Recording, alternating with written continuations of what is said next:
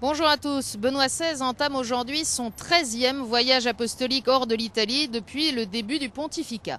Il se rend en République tchèque à l'invitation des catholiques locaux et des autorités en la personne du président Václav Klaus dans un pays à l'histoire récente assez complexe. On se souvient qu'en 1989, le régime communiste est tombé en République tchèque avec ce qu'on a appelé la révolution de velours, suivie du divorce ou de la partition de velours entre la République tchèque et la Slovaquie, désormais indépendantes l'une de l'autre. Pour ce qui est du contexte social de ce pays, alors qu'il était anciennement très catholique, un pays évangélisé par les saints Cyril et Méthode, aujourd'hui plus de 60% des habitants de la République tchèque se déclarent sans religion. Benoît XVI vient donc encourager les catholiques de la République tchèque. Il vient aussi témoigner de l'importance des racines chrétiennes dans l'Europe d'aujourd'hui pour un pays comme celui-ci, comme pour ses voisins. Nul doute que dans les paroles du pape, il y en aura qui s'adresseront directement aux Tchèques, mais qui pour autant pourront être entendues, voire reprises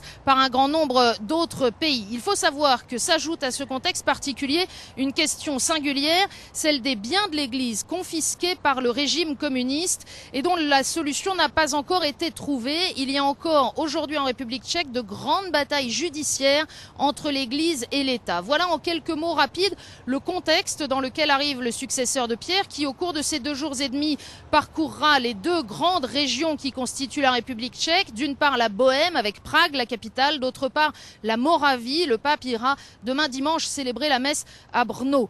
Pour l'heure, il s'apprête à arriver sur le sol de Prague. Il sera accueilli par les autorités. Dans l'après-midi, il rencontrera les autorités politiques et civiles avant d'aller célébrer les vêpres à la cathédrale Saint-Guy de Prague. Il sera passé, bien entendu, ce sera sa toute première visite, juste après la descente de l'avion, tout d'abord vénérer l'enfant Jésus de Prague.